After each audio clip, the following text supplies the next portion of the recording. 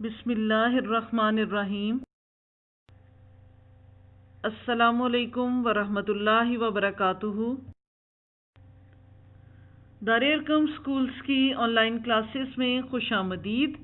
علم وہ نہیں جو آپ نے سیکھا، علم تو وہ ہے جو آپ کے کردار و عمل سے ظاہر ہو۔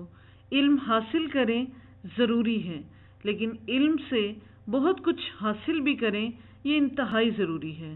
اللہ رب العزت ہم سب کو وہ علم عطا کرے جو بلند ترین ہو، جو ہمارے کردار سے ظاہر ہو، آمین۔ جماعت داہم، مضمون اردو، لیکچر نمبر 16۔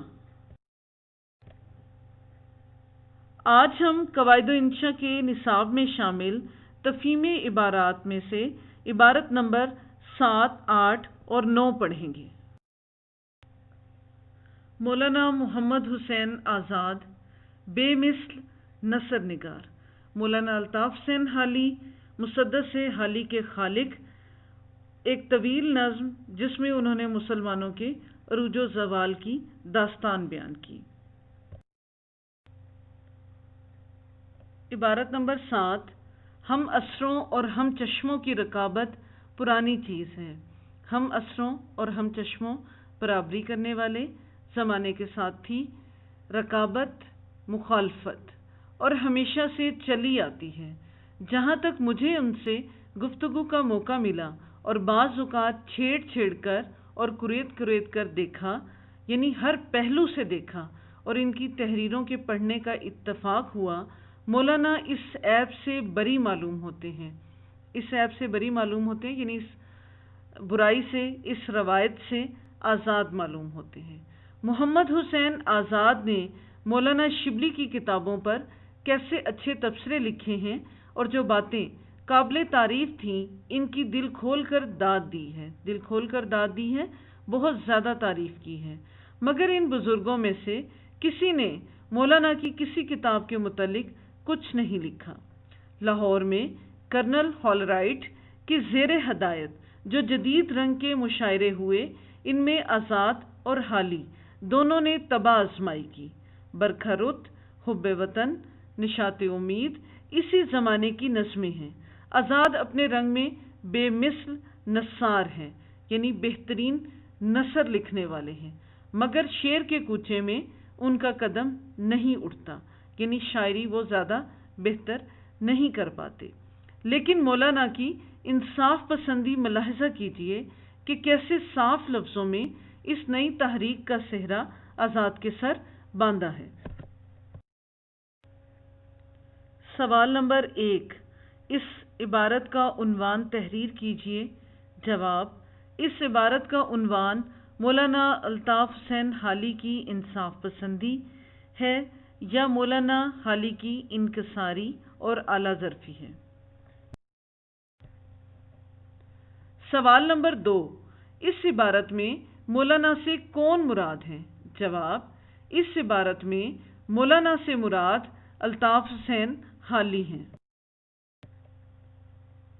سوال نمبر 3۔ مولانا کس عیب سے بری تھے؟ جواب: مولانا الطاف حسین حالی اپنے ہم عصر ادباء و شعراء کے ساتھ رکابت رکھنے کے عیب سے بری تھے۔ سوال نمبر 4۔ جدید رنگ کے مشاعروں میں کس قسم کی نظمیں پڑھی جاتی تھیں؟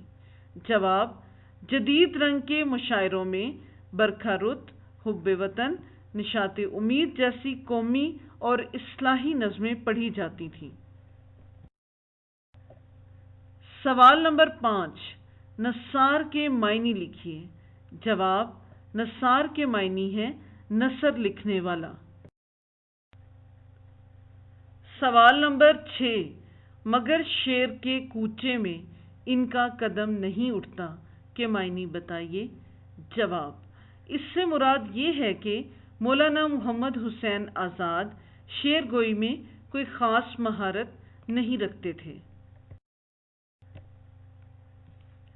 سوال نمبر 7۔ داد دینا کے معنی لکھیے۔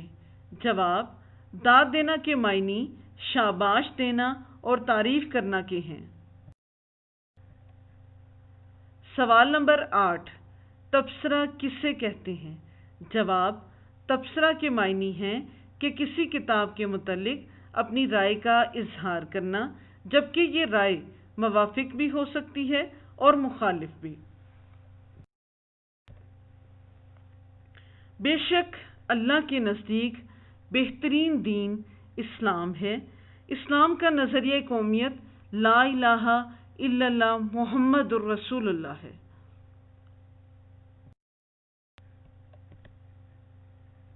عبارت نمبر 8: اسلام نے لفظ قوم کے معنی بدل دیے ہیں۔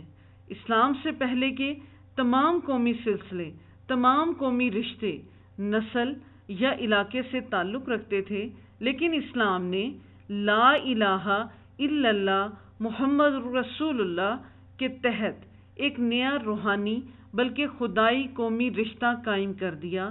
اسلام کسی سے نہیں پوچھتا کہ وہ ترک ہے یا تاجک، وہ افریقہ کا رہنے والا ہے یا عرب کا، وہ چین کا باشندہ ہے یا ماچین کا، پاکستان میں پیدا ہوا ہے یا ہندوستان میں، وہ کالے رنگ کا ہے یا گورے رنگ کا، بلکہ جس کسی نے اللہ کی توحید اور محمد رسول اللہ صلی اللہ علیہ وآلہ وسلم کی رسالت کو مان لیا، وہ ایک رشتے میں بندھ گیا جس سے اچھا اور پیارا رشتہ اور کوئی نہیں ہے۔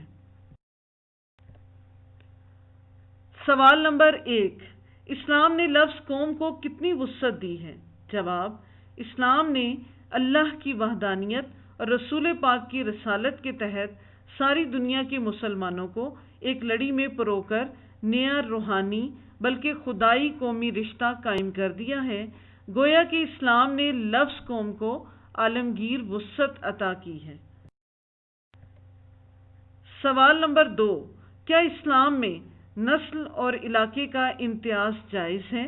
جواب: اسلام میں نسل اور علاقے کا امتیاز جائز نہیں، بلکہ اسلام نے اس امتیاز کو قطعاً ختم کر دیا ہے۔ سوال نمبر 3: اسلام میں ترکی کے مسلمان، چین کے مسلمان اور پاکستان کے مسلمان کے درمیان امتیاز قائم ہوگا؟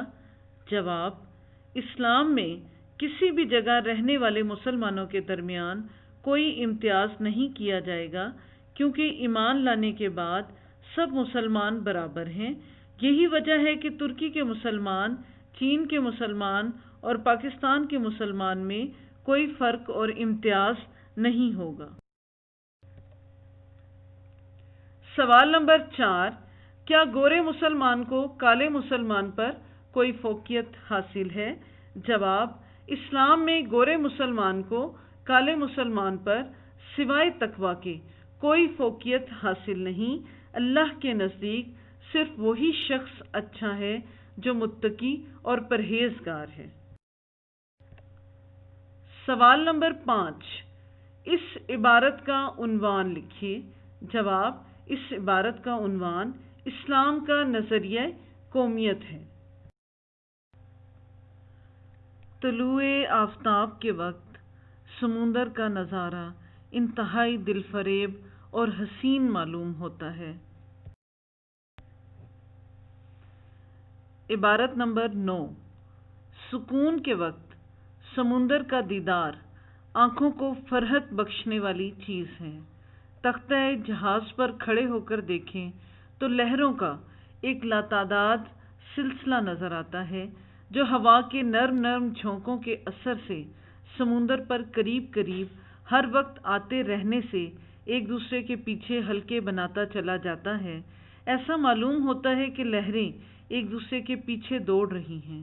صبح کے وقت جب آفتاب نکلتا ہے اور اچھلتی ہوئی لہروں کی سفید جھاگ پر اس کی کرنیں پڑتی ہیں تو کوسے قزح کے سارے رنگ دفعتاً شفاف پانی کے تختوں پر چمک جاتے ہیں اور دور افق کے قریب تو سنہری روپہلی فرش بچھا ہوا نظر آتا ہے، گویا شاہ خاور کے خیر مقدم کے لیے سامان ہو رہا ہے۔ شاہ خاور یعنی سورج کے استقبال کے لیے تیاریاں ہو رہی ہیں۔ سوال نمبر 1: سکون کے وقت سمندر کا نظارہ کیسا ہوتا ہے؟ جواب: سکون کے وقت سمندر کا نظارہ آنکھوں کو بہت ہی سرور دینے والا اور فرحت انگیز ہوتا ہے۔ سوال نمبر 2، تختہ جہاز سے سمندر کیسا نظر آتا ہے؟ جواب: تختہ جہاز سے دیکھا جائے تو سمندر کی لہروں کا ایک ختم نہ ہونے والا سلسلہ نظر آتا ہے۔ یہ لہریں ہوا کے نرم نرم جھونکوں کی وجہ سے سمندر پر ہر وقت موجود رہتی ہیں اور ایک دوسرے کے پیچھے چلتی دکھائی دیتی ہیں۔ سوال نمبر 3، صبح کے وقت سمندر کا منظر کیسا ہوتا ہے؟ جواب: صبح سورج نکلنے کے وقت جب اس کی کرنیں اچھلتی ہوئی لہروں کی سفید جھاگ پر پڑتی ہیں تو کوسے قزح کے سارے رنگ شفاف پانی کے تختوں پر نظر آنے لگتے ہیں۔ سوال نمبر 4، دور افق کے قریب کیا نظر آتا ہے؟ جواب: صبح کے وقت دور افق کے قریب سنہری چاندی کے رنگ کا فرش بچھا ہوا نظر آتا ہے۔ یوں لگتا ہے جیسے سورج کے خیر مقدم کی تیاری ہو رہی ہو۔ تفہیم عبارات مکمل ہوئیں۔ آپ نے ان کی پریکٹس کرنی ہے۔ اپنا خیال رکھیے گا۔ اللہ ہم سب کا حامی و ناصر ہو۔ اللہ حافظ۔